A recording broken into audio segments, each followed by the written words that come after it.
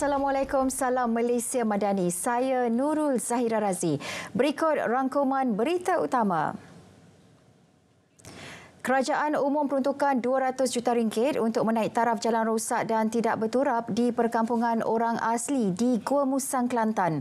Timbalan Perdana Menteri Datuk Seri Dr. Ahmad Zahid Hamidi berkata, peruntukan melalui kemajuan desa dan wilayah KKDW tersebut melibatkan laluan Jalan Kuala Betis ke Pos Balar dan Pos Belatin ke Pos Bihai.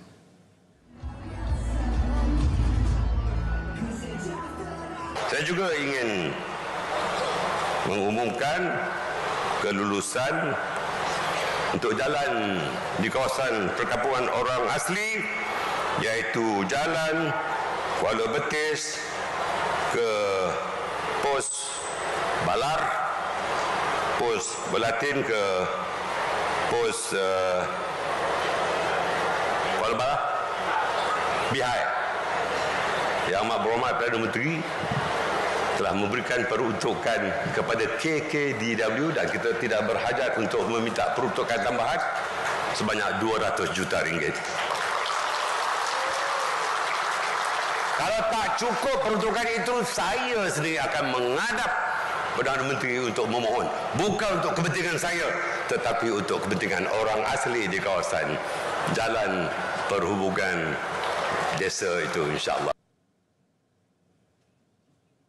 Sementara itu, Perdana Menteri mengingatkan semua kementerian serta agensi untuk memastikan setiap projek yang telah diumumkan kerajaan dilaksana dengan segera. Ini termasuk projek naik taraf jalan di kawasan perkampungan orang asli di Kelantan yang telah diumumkan Datuk Seri Dr. Ahmad Zahid. Dan saya tahu selaku Menteri Kewangan, jumlah RM200 juta itu bukan kecil. Jadi, kita harap dapat disegerakan. Saya tak mahu anggap umum sebelum pilihan raya, lepas pilihan raya kita lupa. Bukan.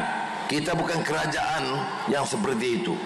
Umum sekarang, dan saya minta semua jentera dalam masa beberapa hari ini siap dan dalam beberapa bulan mesti laksanakan. Dan kalau ada kelewatan, tentunya pegawai yang bertindak takkan tanggungjawab, Cikgu dan saya minta timbalan Ketua Pengarah ICU yang ada akan bagi laporan tentang kemajuan jalan kawasan orang asli Ulu Kelantan. Beliau berucap pada program sentuhan kasih Desa Kelantan di Dataran Kesedar Paloh 2 di Gua Musang, Kelantan hari ini. Terdahulu beliau meraikan 20 pasangan pengantin termasuklah 4 pasangan orang asli yang bersanding serta menyampaikan sumbangan kepada agensi di Kelantan. RM3.11 juta diperuntuk kepada Kerajaan Kedah tahun ini bagi penyelenggaraan dan baik pulih perumahan awam, termasuk program perumahan rakyat, PPR dan swasta berstrata di negeri itu. Timbalan Menteri Pembangunan Kerajaan Tempatan Akmal Nasrullah Muhammad Nasir berkata, daripada jumlah itu RM2.61 juta telah disalur, manakala RM0.5 juta diperuntuk untuk kerja pembaikan kemudahan awam di PPR Kuala Nerang, Padang Terap serta pembaikan jalan runtuh. Memang ada beberapa kerosakan yang berlaku ini kita terpaksa juga tanggung untuk baik pulih.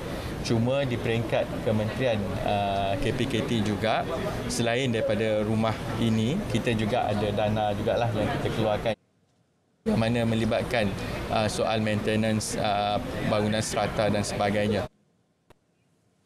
Beliau bercakap kepada pemberita selepas menyerahkan surat tawaran menduduki PPR Kuala Nerang kepada 50 penerima di Padang Terap, Kedah. Dalam pada itu, KPKT memohon Kerajaan Negeri Kedah dan Kelantan mempercepat proses penukaran status hak milik tanah bagi 3 projek PPR di 2 negeri berkenaan. 3 projek terlibat ialah PPR Kuala Nerang, Padang Terap dan PPR Air Hitam Jerlun di Kedah serta PPR Macang di Kelantan. Akmal Nasrullah berkata, isu berkaitan penukaran status hak milik tanah menyebabkan PPR yang telah siap dibina tidak dapat diserahkan kepada penerima yang layak.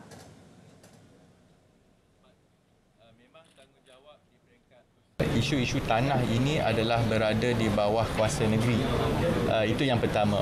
Yang kedua juga, bila kita bina PPR, ada juga maksudnya PPR itu dibina atas tanah kerajaan negeri ataupun tanah PTP dan sebagainya. Jadi sebab itu dalam urusan pemindahan tanah ini, kita perlu mendapat kerjasama daripada kerajaan negeri untuk selesaikan. Di sini juga kita mengharapkanlah kerjasama daripada pihak kerajaan negeri untuk memudahkan proses.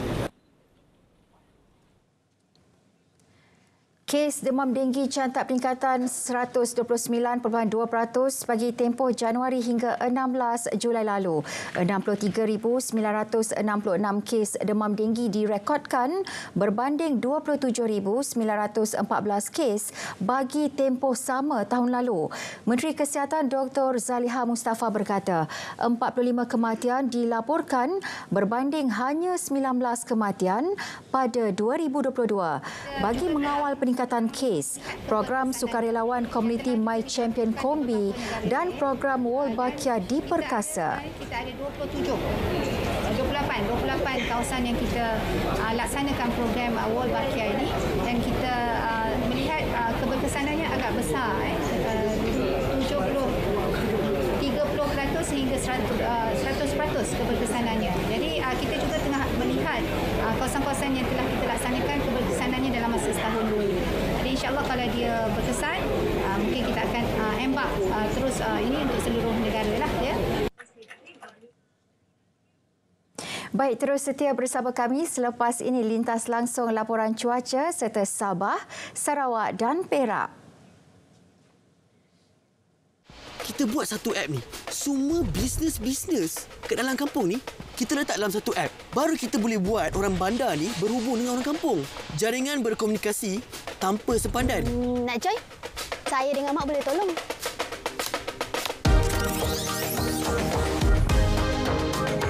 You guys ready? 1, 2, 3. Publish! Korang! Saya letak apps kita ni dekat dalam media sosial. Diorang beli set berpantang dekat dalam apps kita. Serius ah?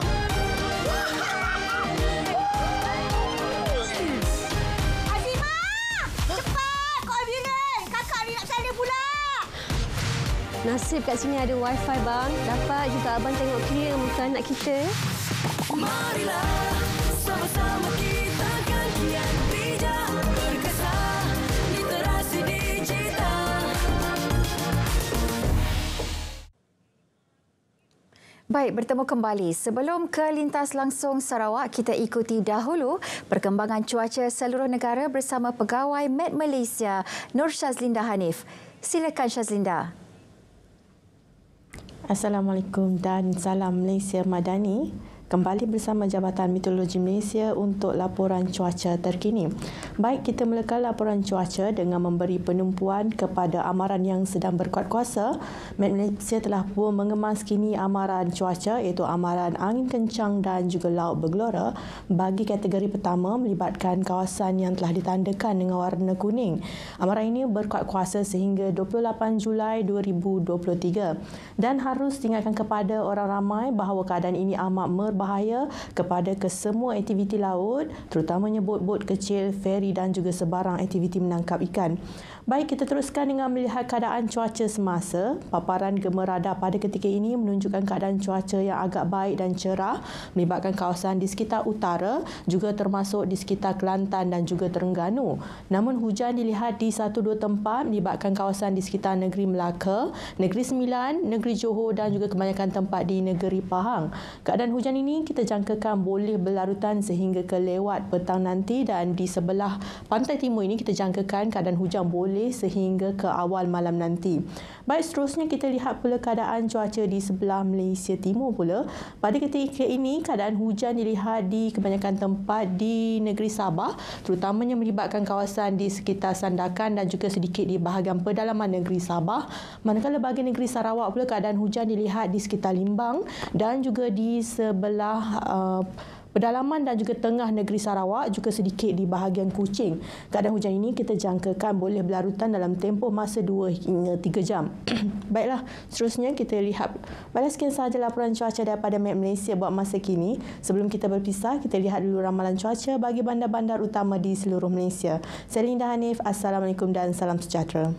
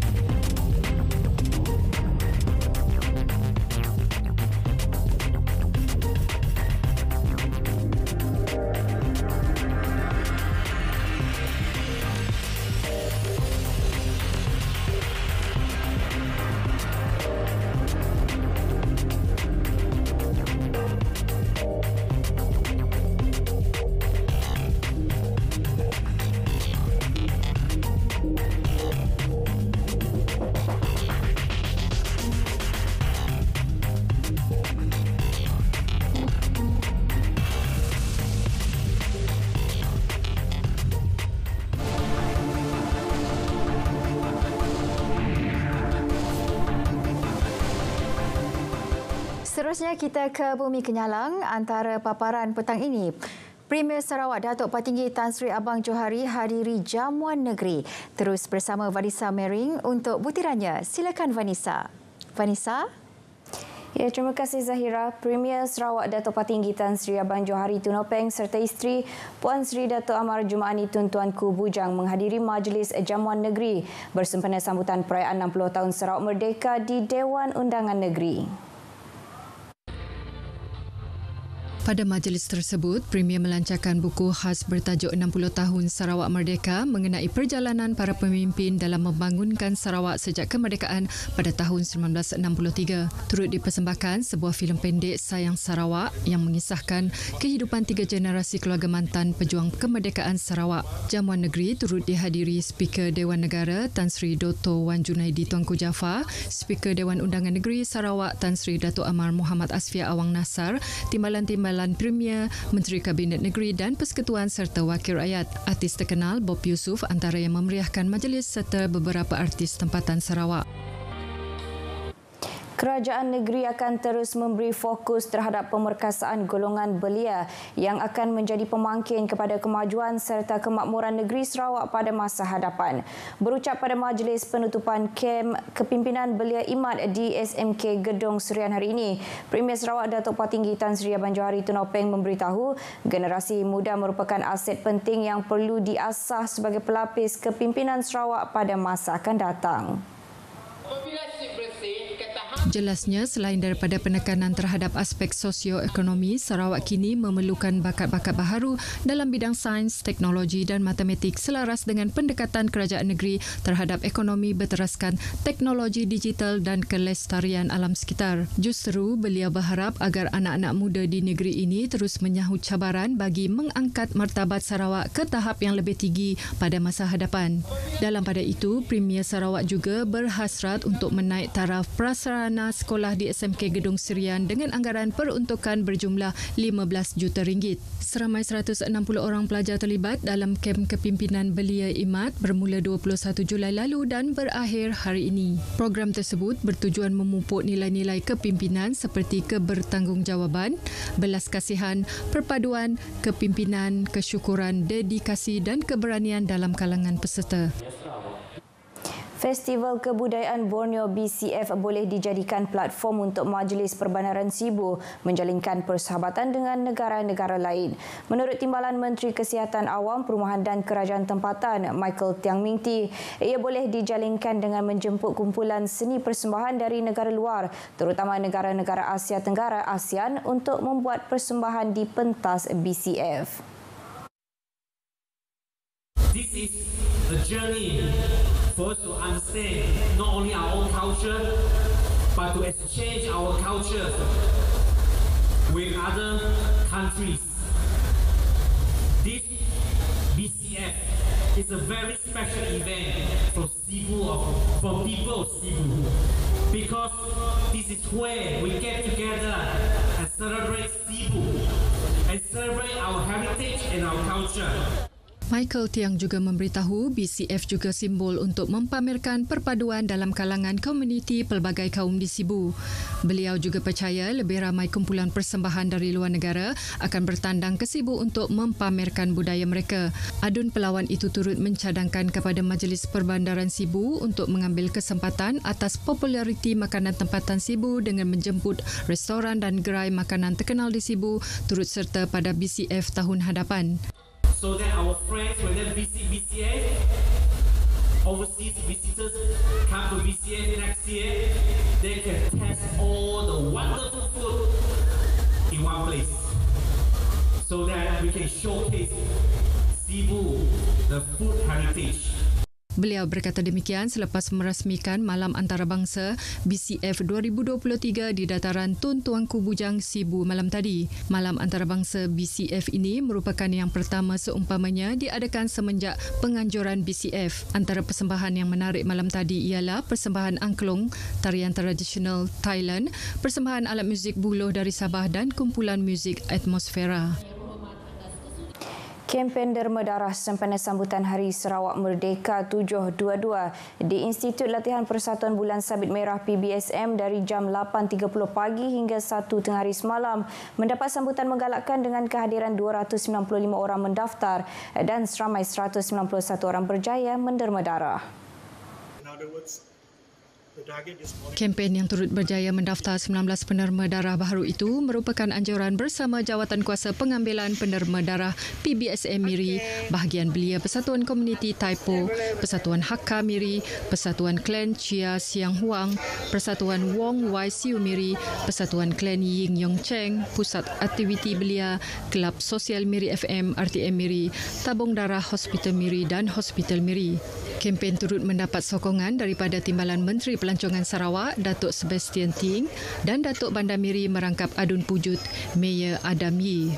Ini merupakan salah satu acara tahunan dan kali ini dengan kerjasama Pertubuhan Gabungan Terbesar sempena sambutan Hari Sarawak. Datuk Bandar Miri, Mayor Adam Yee berterima kasih dengan masyarakat Miri yang sentiasa menyokong kempen derma darah serta aktif menderma darah supaya simpanan darah di Pusat Tabung Darah Hospital Miri sentiasa mencukupi. Beliau berharap agar 10,000 pin darah dapat dicapai tahun ini. Beliau juga menyatakan Miri menunjukkan prestasi yang baik dalam kempen menderma darah di Sarawak. Kempen derma darah selain membantu menambah bekalan darah, ianya turut meningkatkan kesedaran mengenai kepentingan menderma darah dalam kalangan masyarakat setempat. Seorang lelaki tempatan ditangkap di sebuah bilik di tingkat 2 salah sebuah hotel di Miri tengah malam tadi yang disyaki terlibat dalam aktiviti pengedaran dadah. Ketua Polis Daerah Miri ACP Alexander Naga Cabu mengesahkan bahagian siasatan jenayah narkotik. Ibu Pejabat Polis Daerah Miri Sarawak telah melakukan tangkapan semalam pada pukul 12.40 tengah malam. Hasil pemeriksaan dan serbuan, pihak polis telah merampas dadah jenis MDMA seberat 1.5 kilogram yang bernilai RM29,400. Suspek ditahan reman selama 7 hari bagi membantu siasatan. Kes disiasat di bawah Seksyen 39B Akta Dadah Berbahaya 1952. Pihak polis juga ingin menasihati orang awam yang mempunyai maklumat mengenai aktiviti penyalahgunaan dadah ini untuk segera melaporkannya ke Balai Polis berhampiran agar aktiviti ini dapat dibendung dan dibantras bersama. Kementerian Pendidikan menerusi Pejabat Pendidikan Daerah perlu mengkaji semula kekangan dari segi bantuan kewangan yang membiayai perbelanjaan pasukan keluar untuk menyertai pertandingan Majlis Sukan Sekolah Rendah atau Majlis Sukan Sekolah Menengah ke peringkat bahagian atau negeri. Ahli Lembaga Pengurusan Majlis Sukan Negara Alan Ling Si Kiong menyatakan beliau sering menerima keluhan dari pasukan sekolah yang mempunyai pemain berbakat dan berkualiti untuk diketengahkan, namun kadang-kala sehingga cikgu atau wakil terpilih terpaksa mengundur diri kerana tidak mendapat sokongan bajet mencukupi untuk menampung kos penginapan dan pengangkutan para atlet. Beliau yang juga Presiden Persatuan Bola Tampar Miri menegaskan perkara itu seharusnya tidak berlaku dan harus dikaji semula oleh pihak kementerian atau melalui pejabat pendidikan daerah masing-masing bagi memastikan persiapan awal dan memastikan agihan peruntukan perbelanjaan mencukupi bagi semua jenis sukan yang dipertandingkan. Kalau ada berlaku kekangan dari segi bajet untuk pasukan MSSM dan juga MSSR. Dan ini bukan satu isu yang baru. Dan seringkali guru ataupun jurulatih kita dibebankan dengan tugas untuk mencari dana sendiri untuk pasukan bahagian keluar bahagian untuk mengambil pertandingan ataupun mengambil bahagian. Dan saya rasa pihak PBD ataupun Kementerian Pendidikan harus menghalusi, meneliti perkara ini dan merangka agihan peruntukan yang mencukupi untuk menambung keperluan untuk MSSN untuk bertanding di tempat lain. Beliau berkata demikian selepas memberi taklimat motivasi dan sumbangan kepada atlet bola tampar mewakili bahagian Miri baru-baru ini di Miri. Seramai 48 pemain sekolah rendah dan sekolah menengah serta 13 orang pegawai pengiring akan menyertai kejohanan Majlis Sukan Sekolah Negeri Sarawak 2023 di Sibu pada 23 Julai hingga 28 Julai 2023. Padang Merdeka Kuching malam tadi dibanjiri dengan kira-kira 30,000 orang yang hadir memeriahkan konsert rakyat bersempena 60 tahun Sarawak Merdeka. Rata-rata yang ditemui kru RTM menyatakan rasa teruja dan gembira dapat meraihkan suasana Hari Sarawak dalam skala yang besar bersama pelbagai peringkat umur dan masyarakat berbilang kaum. Memang rasa happy because we can celebrate all of this dengan kaum sesama kaum kayak sesama masyarakat. So we feel so happy and proud of Sarawak. Cuti umum tu kami keluarga menangga konsert Hari Sarawak sangat meriah. Sungguh-sungguh meriah. Sebab baru ada lagi ke konsert macam tu.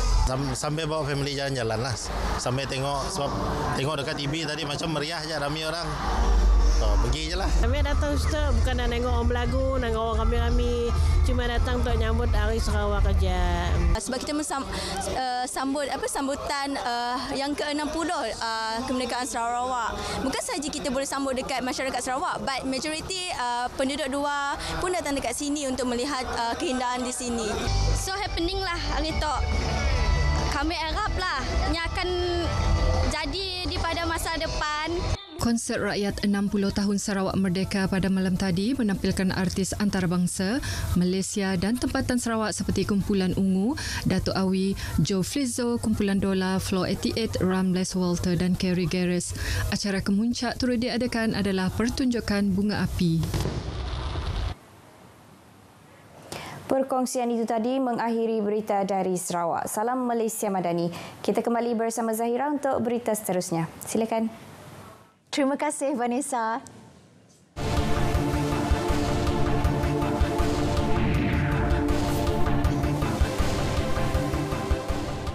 Hari Koperasi Negara 2023 catat jualan memberangsangkan. Itu antara fokus dari negeri di bawah bayu petang ini.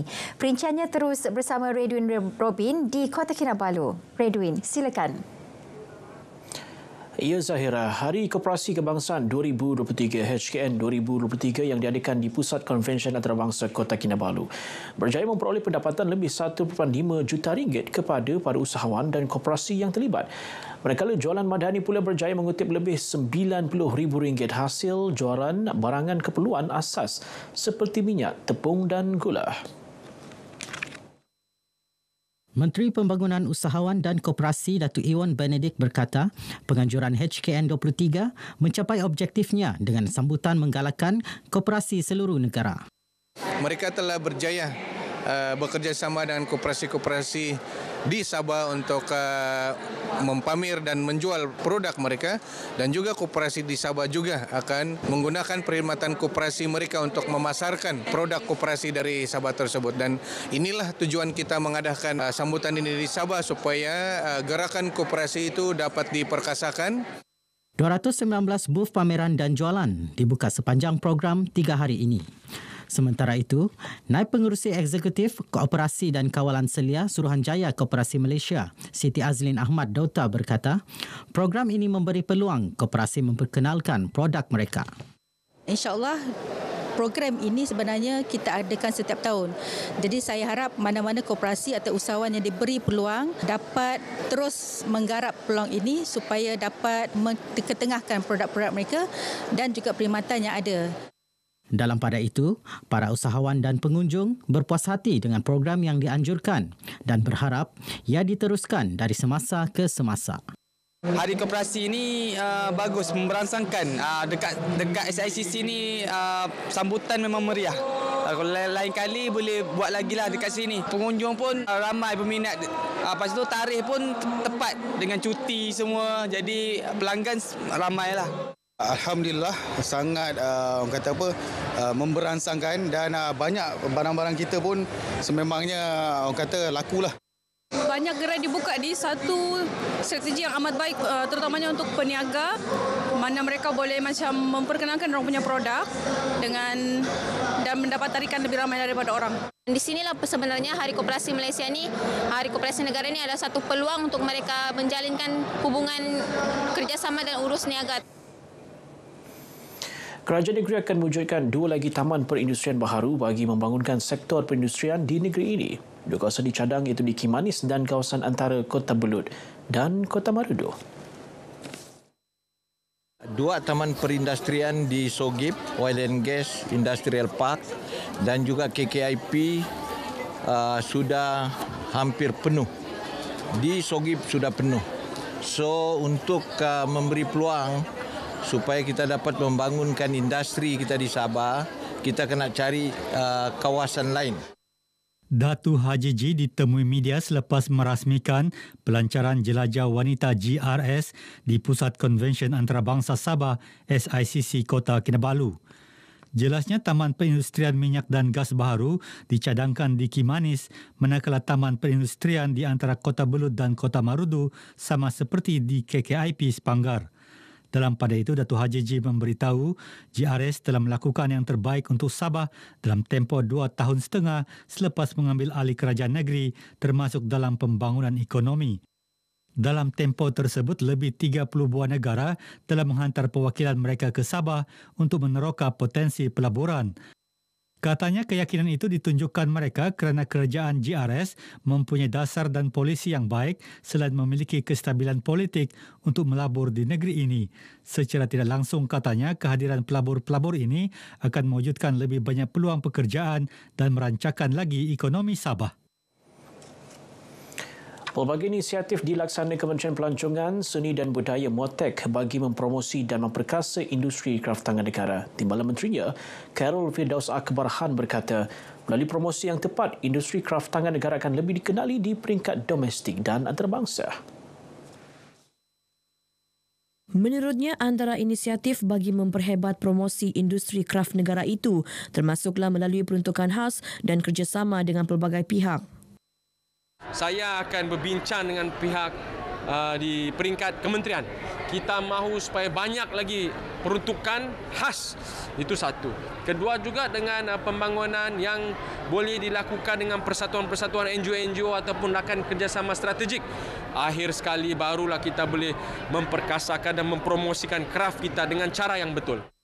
Dalam perkembangan sama, Khairul memberitahu MOTEK akan menganjurkan kembara kraft Borneo di Sabah dan Sarawak. Ia bagi memakmurkan ekosistem dan landscape kraftangan selain bertujuan memperluas promosi kraftangan di kedua-dua negeri. Beliau ditemui media selepas merasmikan penutupan Makmal Pembangunan dan Pengeluaran produk kraft batik Linut dan Manik di Sandakan. Program ini merupakan antara inisiatif dilaksana MOTEK menerusi projek pembangunan kemahiran komuniti PPKK. Melalui bimbingan kemahiran dan teknikal keusahawanan, PPKK bertujuan membangun dan mewujudkan komuniti kraft baharu yang mampu menjana pendapatan. Dewan Bandaraya Kota Kinabalu DBKK dan Lembaga Kebudayaan Sabah dicadang mengadakan persembahan kebudayaan pada setiap hujung minggu di lintasan Diasoka sebagai tarikan baharu memeriahkan Tamu Jalan Gaya. Ia juga sebagai usaha menarik lebih ramai pengunjung khususnya pelancong bukan sahaja untuk mendapatkan barangan hasil tempatan, malah menyaksikan pelbagai adat dan budaya etnik masyarakat negeri ini. Bagi tujuan itu, Menteri Pelancongan, Kebudayaan dan Alam Sekitar, Datuk Christina Liew mahu agar semua kumpulan atau persatuan etnik yang ada di Kota Kinabalu menjalin kerjasama dengan Lembaga Kebudayaan Sabah. Kita akan have something structure building semi-permanent supaya tourists when they come they can watch our kebudayaan by rotation. Sometimes it's from various punya ethnic groups ini begitu.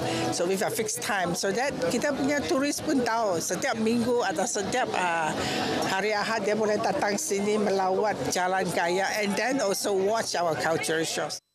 Beliau ditemui RTM dalam Majlis Persembahan Kebudayaan Persatuan Rumpun Bajau Sama Sabah PRBSS Cawangan Bandaraya Kota Kinabalu di pentas Diasoka Kota Kinabalu. Terdahulu ketika berucap, Datuk Christina mengumumkan sumbangan RM20,000 kepada PRBSS untuk pembelian peralatan set kulintangan. Naib Presiden PRBSS Datuk Japlin Hakim menyambut baik usaha yang dilaksana PRBSS Cawangan Bandaraya Kota Kinabalu dalam mengadakan persembahan kebudayaan tersebut yang dilihat mampu meneruskan kesinambungan adat dan seni budaya masyarakat di negeri ini.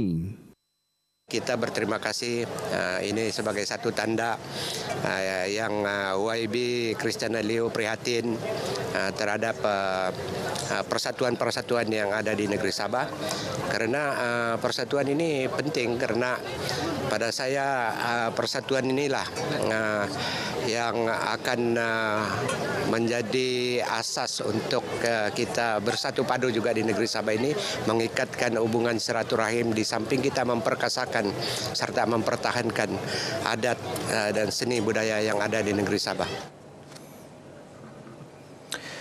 Kesedaran terhadap penyakit sistemik lupus erythematosus atau lebih dikenali sebagai SLE dan lupus perlu dipertingkat agar rawatan awal dapat diberikan. Ini kerana SLE merupakan penyakit kronik yang amat kompleks dan sering disalah tafsir sehingga ia tidak dikesan pada waktu yang tepat. Menurut Menteri Pembangunan Masyarakat dan Kesejahteraan Rakyat, Datuk James Ratib, dianggarkan terdapat 43 kes SLE direkodkan bagi setiap 100,000 orang. Justru katanya, program seperti SLE Walk a Payung yang diadakan berupaya meningkatkan pengetahuan dan kesedaran masyarakat mengenai penyakit SLE. Demikian ucapannya sempena perasmian pelancaran program tersebut di Pusat Konvensyen Antarabangsa Sabah di Kota Kinabalu. Teks ucapan dibacakan Setiausaha Politik Menteri Pembangunan Masyarakat dan Kesejahteraan Rakyat, Jendi Sangau. Sementara itu, Presiden Persatuan SLE Malaysia, Dr. Hasselin Husin berkata, program kesedaran yang dianjurkan persatuan itu banyak membantu meningkatkan tahap kesedaran. Dengan usaha kita ada pertingkatan kesedaran di kalangan masyarakat kita tentang pesakit SLE. Sebab dulu memang orang tak tahu apa itu SLE. Mereka rasa lupus, apa itu lupus. Tapi sekarang lebih ramai orang tahu that ia hanya adalah penyakit autoimun. Dan mereka kadang selalu tanya kita pasal nak tahu lebih lanjut tentang penyakit autoimun. Database yang di Sabah ini merangkumi 1,000 pesakit SLE di seluruh Sabah. From the visit yang kita buat daripada Hospital Queen ke Keningau, ke Sandakan, ke Tawau, 3 monthly kita visit patient-patient SLE ni kita ada tengok di sana dan we do teleconferencing with the doctors over there, so we tend to get more and more. So kalau saya kasih tahu kau yang the amount of the patient that we have registered so far for the past years bertambah. Ini disebabkan kita punya kebolehan untuk memberikan kesedaran kepada pesakit dan juga doktor. Baik, sekian perkongsian dari Negeri di Bawah Bayun untuk petang ini. Terus bersama kami dalam Berita Wilayah. Zahira, ada lebih banyak perkembangan semasa dalam negara untuk dikongsikan. Teruskan, Zahira. Terima kasih, Redwin.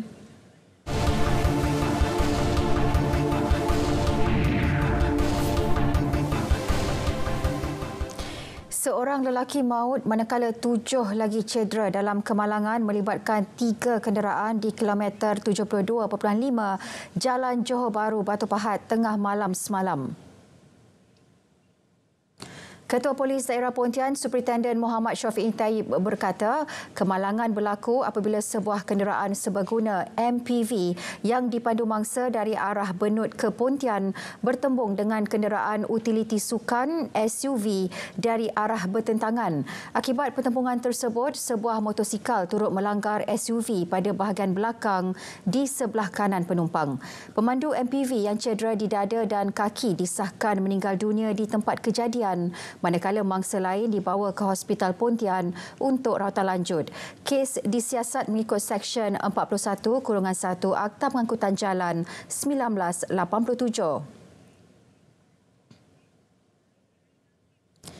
Kerajaan Johor salur bantuan segera RM5,000 kepada 4 usahawan yang terkesan dengan kebakaran di Pasar Lakin Sentral awal pagi tadi. Bantuan lain akan disalurkan menerusi Perbadanan Usahawan Johor dan Tekun Nasional dalam bentuk geran dan pinjaman kepada usahawan berkenaan. Exco Belia Sukan Pembangunan Usahawan Koperasi dan Sumber Manusia Muhammad Hairi Mat Shah berkata, bantuan segera tersebut bagi mengembalikan semangat mereka untuk membuka semula perniagaan. Kerajaan negeri melalui Perbadanan Usahawan Johor Sdn Bhd akan membantu, dan juga Tekun Nasional dan semua di bawah agensi-agensi saya, ada segi sudut geran maupun pinjaman, insya-Allah saya akan cuba membantu. Tapi dalam fasa pertama ini untuk membantu dari segi untuk mengembalikan semangat untuk berniaga kepada 4 pengusaha itu, mungkin permulaan semula sebanyak RM5,000 setiap satu unit kedai itu. Beliau berkata demikian selepas meninjau lokasi kebakaran berkenaan. Skuad Hirut Negeri FM menjelajah ke kawasan Bagan Pinang dan Linggi mendekati masyarakat bersama-sama pemimpin di kawasan terlibat. Pemimpin di kawasan Bagan Pinang, Datuk Muhammad Faizal Muhammad Ramli berpandangan ia merupakan program serampang dua mata Jabatan Penyiaran Negeri Sembilan melaksana tanggungjawab sosial korporat. Pada masa sama, pihaknya dapat mengetahui permasalahan yang dihadapi di peringkat akar umbi. Sementara itu, di kawasan Linggi, Jabatan Penyiaran Negeri Sembilan bersama-sama pemimpin komuniti Muhammad Najib Muhammad Isa turut berkesempatan menziarahi warga emas di kawasan berkenaan. Kemenangan ini memang sepatutnya menjadi milik JDT. Kata-kata itu dilontarkan pengendalinya Esteban Solari selepas menumpaskan KL City FC 2-0 pada aksi final Piala FA di Stadium Sultan Ibrahim malam tadi. Jelasnya, anak buahnya memperagakan aksi yang kemas untuk mempertahan gelaran itu walaupun berdepan tentangan sengit daripada KL City. It's not easy, especially when you play good teams. Today, KL make a good game, make us work for the result, and at the end, the players show that they wanted very much to win this title. They deserve it because they didn't concede any goal in this competition. And they beat good opponents. Gol pembukaan Harimau Selatan hanya tiba minit ke-66 selepas rembatan padu Hong Wan dari luar kotak penalti menewaskan penjaga gol KL City, Kevin Ray Mendoza. Leandro Velasquez pula melengkapkan malam gemilang JDT dengan gol kedua pada minit ke-74. Sementara itu, bagi Bojan Hodak, hilang fokus menuju penghujung perlawanan menyaksikan mereka dihukum. I think that we played 70 minutes very disciplined and everything going according to the plan. I mentioned before to beat them, you need to be JDT, you need to have perfect match. First half defensively was good, but we had 2 chances that we should score. Kejohanan Karate Asia AKF ADC ke-19 selepas berlalu hari kedua semalam tanpa sebarang pingat, kontingen karate negara meraih pingat gangsa pada hari terakhir hari ini. Pasukan negara yang dibarisi Lovely Ann Roberts, Nancy Nelly Eva Farah Rojin dan Natalia Sharawini anak Yampil memperagakan aksi kemas untuk memenangi kategori kata berpasukan wanita. Mereka menewaskan Hong Kong dengan perbezaan 0.6 mata. Trio tersebut mula digandingkan pada AKF edisi lalu di Uzbekistan. Terbalas jugalah sebab last year punya AKF kalah bronze medal. So this year macam feeling yang dah dapat improve.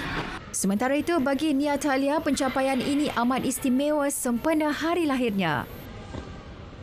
Saya rasa gembira je sebab kami dapat balik apa yang kami dah terlepas dari last year.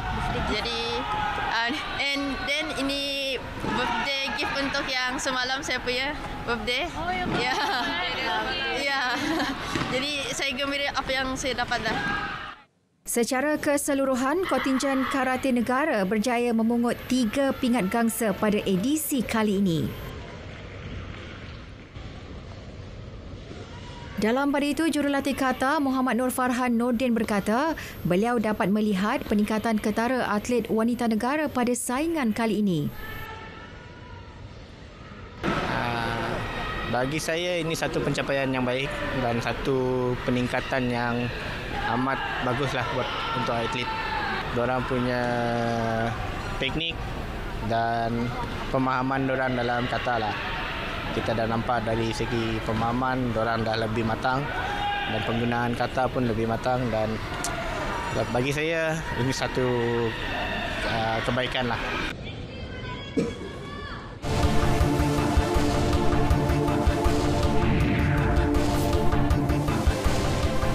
Pelaksanaan rangkaian 5G di Pulau Pinang capai tahap 67.6%, mengatasi sasaran nasional 64.7%.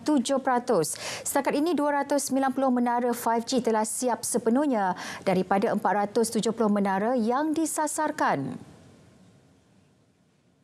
Hasrat KKD adalah untuk pastikan bahawa liputan 5G akanlah mencapai 80% di kawasan berpenduduk pada hujung tahun ini. Jadi untuk negeri Pulau Pinang, sasaran kita adalah untuk kita membangunkan 470 buah menara 5G melawan 5G. Setakat ini yang telah siap dibina adalah 290. Beliau berkata demikian kepada pemberita selepas program Merdeka at Community Parlimen Bagan di Butterworth. Dalam pada itu, Tioni Ching berkata, setakat ini 911 pusat ekonomi digital PADI di seluruh negara telah diwujudkan dengan 3 daripadanya terletak di Pulau Pinang. Polis Perak sambut baik peruntukan RM150 juta yang diumum Perdana Menteri bagi penyelenggaraan kemudahan agensi di bawah Kementerian Dalam Negeri. Ketua Polis Perak, Datuk Seri Muhammad Yusri Hassan Basri berkata, peruntukan yang diterima akan dimanfaat sebaik mungkin dalam menjaga kebajikan dan keselesaan anggota keselamatan di negeri itu. Untuk Pidana Perak, kita dapati ada juga IPD, balai, quarters yang agak usang tapi perlu diberi perhatian dan pembaikan. Dengan peruntukan yang kita dapat ini akan kita gunakan untuk membaiki quarter-quarter ini untuk memberi keselesaan kepada warga kerja PDRM saya untuk mereka dapat memberikan perkhidmatan yang lebih baik dan lebih cemerlang kepada masyarakat. Beliau ditemui ketika program Kayuhan Mega Perpaduan PDRM Perak di Stadium Indra Mulia Ipoh. Untuk lagi perkembangan dari Perak, kita langsung ke Ipoh bersama Muhammad Nasrik Muhammad Nasyarah. Teruskan Nasrik. Baik, terima kasih. Kita mulakan lintas langsung Perak dengan program bantuan kad Perak Sejahtera. Salah satu inisiatif kerajaan negeri membantu golongan B40 mengurangkan kos sara hidup. Rakyat negeri ini yang berkelayakan boleh memohon untuk mendapatkan kad tersebut yang kini mempunyai hampir 5,000 kekosongan daripada 20,000 kad disediakan. Pengerusi Jawatankuasa Pembangunan Wanita, Keluarga, Kebajikan Masyarakat dan Pembangunan Usahawan Negeri, Salbiah Muhammad memaklumkan baki tersebut dikesan setelah proses audit dan pemutihan dilakukan terhadap semua senarai penerima sejak 2019. Hasil semakan juga mendapati terdapat penerima yang tidak menggunakan bantuan terbabit dalam tempoh yang lama.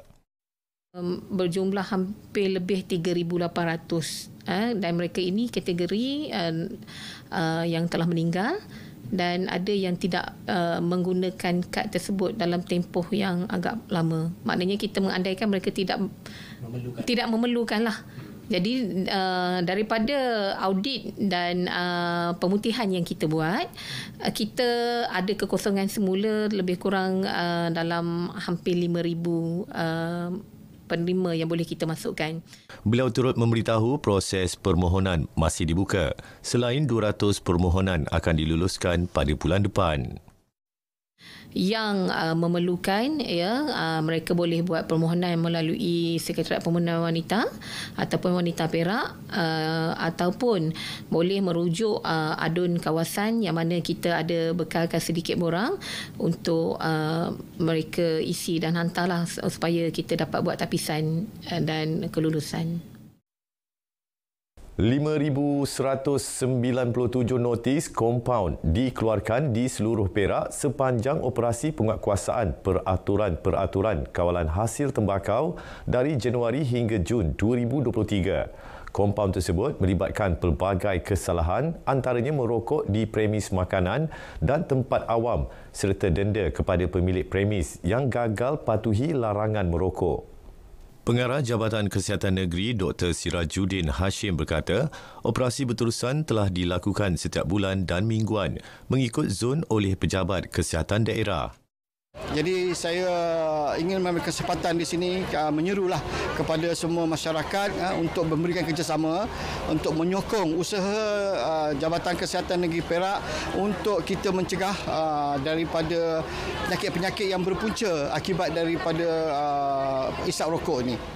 Beliau ditemui pemberita ketika hadir ke sambutan Hari Tanpa Tembakau Sedunia peringkat Negeri Perak 2023 dan jelajah agenda Nasional Malaysia Sihat ANMS daerah Batang Padang.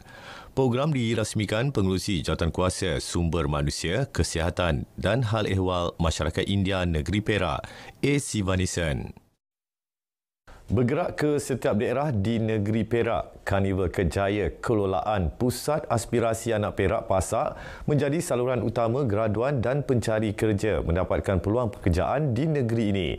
Menurut pengarahnya Adrin Eng, pada 2022 terdapat 11,600 pendaftaran dan angka tersebut dijangka meningkat tahun ini. PASAK akan terus mempergiat kerjasama dengan pihak industri bagi menawarkan lebih banyak peluang pekerjaan berikutan terdapat permintaan yang tinggi daripada peserta. So dalam dua suku yang lalu kita dah ada sebanyak 9,000 pencari kerja dan 8,600 peluang pekerjaan yang ditawarkan. So boleh nampak dari sini trend pencari kerja semakin meningkat dan peluang pekerjaan ada kurang sikit. Dia kemungkinan peluang pekerjaan tu dah diisi oleh pencari kerja yang sebelum ni. So itu sebab mungkin nampak efektif. So majikan pun continue dengan kita, memberi peluang kepada kita untuk menawarkan di Karnival Kejaya kita lah. Peserta Karnival digalakkan memuat turun dan mengisi butiran peribadi di aplikasi Talent Perak supaya dapat dipadankan dengan kehendak industri. Sekian lintas langsung dari Perak untuk berita wilayah hari ini. Kembali semula ke Kota Media Angkasa Puri. Assalamualaikum dan salam Malaysia Madani. Baik, terima kasih Nasrid langsung dari Perak. 15 program jualan agro madani telah dilaksanakan Lembaga Pemasaran Pertanian Persekutuan Farma di Perlis melibatkan lebih 175 usahawan asas tani. Nilai jualannya mencecah hampir RM155,000. Pengarah Farma Perlis Muhammad Syarizan Mansur berkata, sasaran 56 program jualan agro madani sehingga penghujung tahun ini mampu dicapai dengan sokongan padu pelbagai pihak.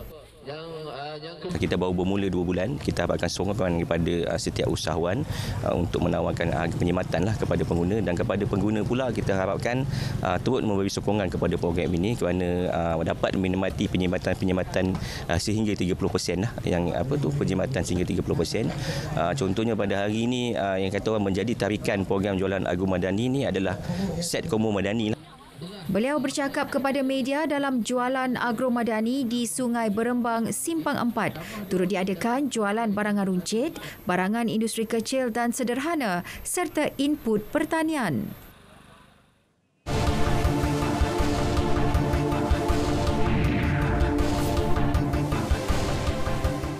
Pembuangan sisa toksik, sampah sarap dan pukat hantu antara sikap tidak bertanggungjawab yang mengganggu gugat ekosistem marin. Mendepani situasi itu, Jabatan Perikanan Labuan mempergiat pembinaan tukun tiruan bagi menggalakkan pembiakan sekaligus memastikan kelangsungan hidupan laut. Pada masa sama, meningkatkan sumber perikanan terutama di kawasan pesisir pantai. Ikuti laporan Muhammad Zulhanizam. Setakat tahun 2015, 226 unit tukun pelbagai jenis telah diturunkan di sekitar perairan Labuan, termasuk di kawasan yang diwartakan sebagai Taman Laut Negara. Pemantauan terhadap tukun-tukun ini juga dilakukan secara berkala bagi memastikan keberkesanan kewujudannya. Dan kita Jabatan Perikanan mewujudkan tukun tiruan ni untuk memperbanyakkan lagi kawasan-kawasan yang macam tu sebagai tambahan kepada terumbu karang yang sedia ada dan sebagai ganti kepada terumbu karang yang telah rosak. Kita nampak semua tukun-tukun ni dihuni oleh hidupan-hidupan marin. Yang sebelum ni kawasan tersebut lapang, kosong, tiada hidupan marin, dan apabila setelah 1 atau 2 tahun kita nampak memang bertambahlah. Struktur tukun ini akan berkembang menjadi satu ekosistem semula jadi yang lengkap dalam tempoh 1 hingga 3 tahun bergantung kepada keadaan persekitaran tukun berkenaan diletakkan. Ia juga dilihat mampu menjadi tarikan pelancong, khususnya penyelam untuk melakukan aktiviti selam scuba dan melihat kepelbagaian hidupan marin di lokasi-lokasi terlibat. Kalau nak wujudkan kawasan-kawasan pelancongan khususnya kepada aktiviti snorkeling dan selam scuba, kita galakkanlah untuk adakan projek di bawah tukun tiruan ni. Itu salah satu kita, macam saya maklum tadi, untuk wujudkan kawasan rekreasi yang baru. Pelbagai usaha telah dilakukan oleh agensi terlibat dalam memastikan keseimbangan ekosistem marin dan juga sumber laut terjaga.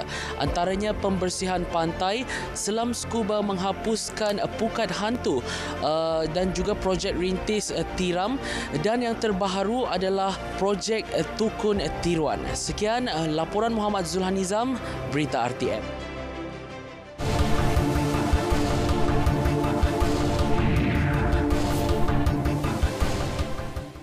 Siasatan terperinci berkaitan insiden kemalangan pesawat helikopter Agusta AW189 sedang dilaksanakan. Siasatan dilaksanakan Biro Siasatan Kemalangan Udara. JBPM dalam satu kenyataan memaklumkan pihaknya juga sedang menjalankan siasatan dalaman. Tindakan susulan akan diambil selaras dapatan siasatan serta arahan dan prosedur semasa yang berkuat kuasa. Menurut laporan, pesawat berkenaan menjalani pengujian enjin dan sistem pesawat enjin ground run sebelum berlepas. Ia merupakan prosedur biasa dilaksanakan setelah pesawat menjalani penyelenggaraan berkala. Ketika pengujian tersebut berlaku kemalangan sebelum ia membuat penerbangan. Keadaan cuaca semasa kejadian dilaporkan mendung tanpa sebarang halangan di tempat kejadian. Insiden yang berlaku di lapangan terbang Sultan Abdul Aziz Shah Subang pada lebih kurang 11.45 pagi semalam tidak menyebabkan sebarang kecederaan. Bagaimanapun, kesemua anak kapal dan kru senggaraan diperiksa dan dirawat di tempat kejadian. 6 peserta terbaik mewakili zon Semenanjung berjaya menyalahkan bakat penyanyian pada saingan Lebaran Bintang Kecil Semenanjung 2023. Mereka bakal ke peringkat separuh akhir di Kuching, Sarawak pada Ogos depan. Seramai 12 peserta berentap merebut tempat ke separuh akhir. Selain layak terpilih bertanding ke peringkat seterusnya, 6 peserta tersebut masing-masing membawa pulang hadiah wang tunai RM3,000, trofi, sijil penyertaan dan hadiah ringan. InsyaAllah saya akan mantapkan vokal saya dan persembahan saya. Saya berasa sangat gembira dan bersyukur, dan insyaAllah saya akan buat terbaik untuk ke peringkat separuh akhir. Saya mahu menaikkan nama KL dan menaikkan nama penerbit-penerbit saya, sekolah, ibu bapa, rakan-rakan. Itu semua saya mahu naikkan nama mereka dan buat yang terbaik. Saya akan masuk kelas vokal dan buat yang terbaik. Persiapan saya akan memantapkan lagi vokal dan persembahan. Seronok memang. Saya tak pernah lagi masuk Semenanjung. Ini kali pertama saya masuk Semenanjung. Menang. Saya gembira sangat. Nasional FM bertindak selaku penganjur dan penyelaras debaran Zon Semenanjung. Bintang Kecil sendiri merupakan program nyanyian kanak-kanak yang paling lama di Malaysia, dan ini adalah kesinambungan setiap tahun satu produk RTM yang sangat kita banggakan.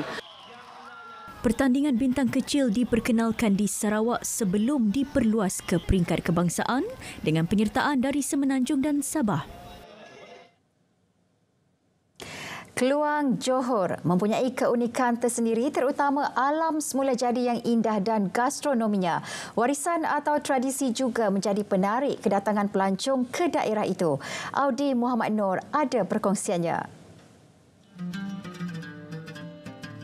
Daerah ketiga terbesar di Johor ini mempunyai 2 gunung, iaitu Gunung Lambak dan Gunung Berlumut yang memberikan pemandangan memukau buat penggemar aktiviti rekreasi seperti mendaki.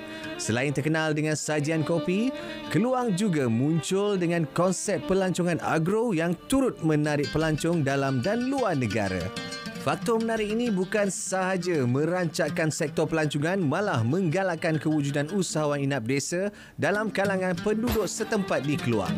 Pengusaha inap desa di Felda Ulu Dengar yang terletak kira-kira 28 km dari Bandar Keluang menjadikan warisan seperti budaya dan tradisi setempat sebagai aset untuk menarik pelancong. Kedatangan pelancong juga diraih dengan paluan kompang dan persembahan silat. Okey, untuk sementara ni kita memang mengekalkan tradisi ini sebab itu di antara program wajib ataupun acara wajib yang kita wajib libatkan generasi pertama, kedua dan ketiga untuk kita kekalkan program ataupun permainan kompang ni lah. Selain daripada itu, kita juga ada permainan-permainan lain seperti zapin, silat dan keutamaan kita pada kompang tadilah untuk memastikan tradisi ini tetap kekal dan diingati oleh golongan-golongan ataupun generasi-generasi yang seterusnya. Kedudukannya yang berhampiran dengan puncak tertinggi daerah itu, Gunung Berlumut turut memeriahkan pelancongan di kawasan tersebut. Pakej untuk membawa perawan-perawan ini ke kampung-kampung, ke kawasan-kawasan kampung kita, dan kita masuk ke ladang. Daripada itu kita dapat melihat pelbagai jenis-jenis tanaman yang tidak pernah orang luar tahu bahawasanya di Felda Ulu Dengar ni ada tanaman yang apa kata orang tu cara moden, tanaman moden. Pelbagai aktiviti yang menarik yang boleh anda lakukan jika berkunjung di Felda Ulu Dengar ini, terutamanya anda boleh pelajari budaya dan juga tradisi masyarakat di sini dan juga pelbagai aktiviti pelancongan yang menarik di sekitar Felda Ulu Dengar ini. Seperti yang saya lakukan sekarang ini, aktiviti merewang. Audi Muhammad Noor, RTM. Baik saudara, paparan itu mengakhiri berita wilayah. Saya Nurul Zahira Razi, Malaysia Madani, tekad perpaduan penuhi harapan. Assalamualaikum.